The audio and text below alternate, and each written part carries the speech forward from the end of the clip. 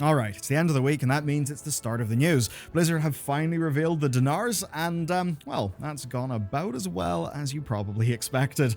And that's as if this patch launch wasn't, already going horribly enough. Blizzard have just went and secured themselves another L with the Dinars. Dinars are coming in the middle of the patch as part of something that they're now calling the Season Turbo Boost. There's definitely a joke in here about, throttle lag on a turbo car and time gating, but I'm too stupid to make it. First though, a quick bit of news from the people keeping the show on the road. These are not the Raycons that you have seen for years. They're in fact new and they've sponsored this video. These are a full glow up that's genuinely better in every way. First, they've made the design even more comfortable and ergonomic. That really is saying something. The last gen were very sleek and comfy. The in-ear fit as well ensures that these will stay securely in your ear. They're not going to fall out. They are far better per the shake test than most other options I've tried. And they've boosted what was my favorite feature before, and that is the battery life. These now offer up to 32 hours of total playtime, 8 hours continuously, and the case itself fast charges, which gives you 90 minutes of listening from just 10 minutes of being plugged in, and the case even has got wireless charging, and they've also got loads of stylish case protection options as well. And that's on top of these actually having active noise cancelling, which is something usually only found in much more expensive models.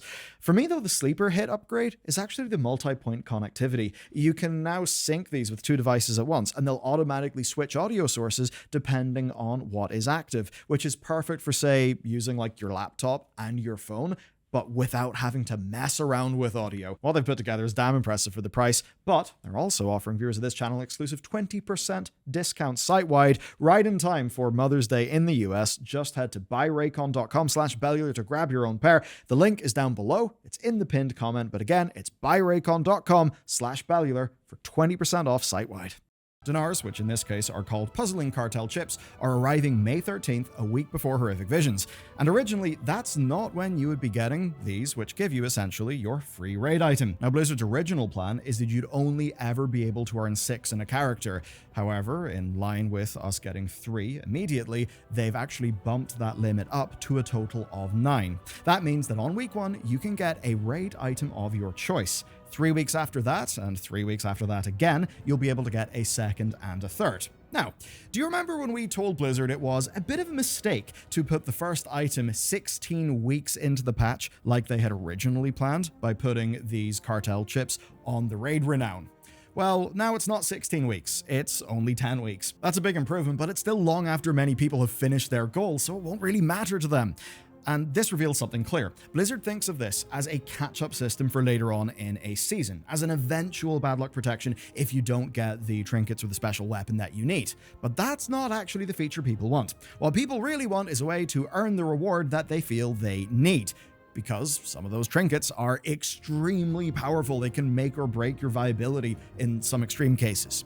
Basically, they want to be able to counteract RNG with effort and gameplay via a system like this, not by arbitrarily waiting until Blizzard says, now you can have one. Because even if you do earn them by killing bosses, if it's so heavily time-gated that it basically just feels like Blizzard have unlocked this week's food ration, well, doesn't really feel like it's something you've earned. It just feels like a chore and one that you've got to wait for the pleasure to do. That's not great. And it's happening in a game that's spent years learning that players want agency and meaningful ways to spend their time. It's a bit odd then that Blizzard's raid gearing philosophy is so out of date. And I mean it when I say raid gearing, because it's limited to just raid items. And I think worse yet, you actually need to kill a boss on the matching difficulty to unlock the item. So no Mythic Eye of Kazan until you've already killed Mythic Gallywix. I understand Blizzard's point there, but you can see numerous instances where this feels bad, and where a particular class may feel particularly punished by how Blizzard have just done their loot table, versus someone who gets a better item earlier on in the raid. That does matter for something like Mythic difficulty, but there is a reason behind all of this, and the reason is the problem of all you goddamn Mythic Plus players. Blizzard actually made a post explaining that they wanted to keep Mythic items for Mythic Raiders because otherwise it kind of breaks gear progression between seasons. And to be clear, this is just talking about the Mythic stuff. For the other difficulties, yeah, you can just go get your gear. That's fine. It's just Mythic that they see as the more extreme thing. Now, the good news though, is that even a normal kill on a boss will let you buy the item and upgrade it all the way to eye level 672. So that is really good. And I think it's easy to see why Blizzard are focused on raid gear in this scenario. If you really need a signet from Priory and Mythic Plus, you can farm it out. That's something you can do. It might be a horrible experience, chain running a dungeon again and again and again, but you can do it. You have control. But of course, with a massive asterisk. That's assuming you can actually get Priory groups.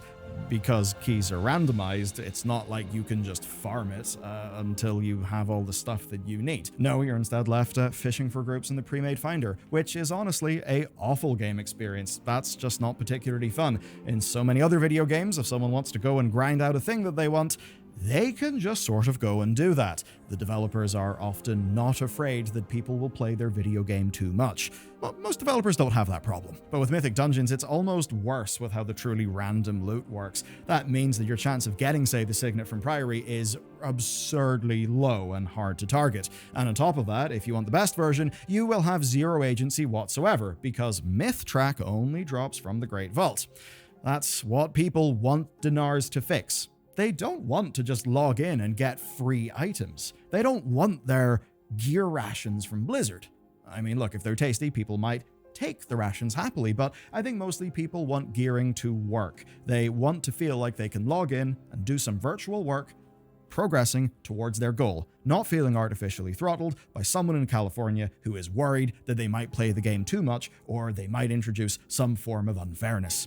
And I'm not saying to get rid of randomness here or some gigantic shift in how gearing works. I think just design a system that lets people farm out the gear that they want, even if it's something like, say, adding a token that only drops from a Mythic plus 10. Then, when you've slowly gathered 10, 15, or even 20 tokens, you can just buy the trinket or the weapon that you really need. That's not a perfect system. Yes, people will probably just spam 10s, but you know what? I think it's closer to what people would actually want to engage with.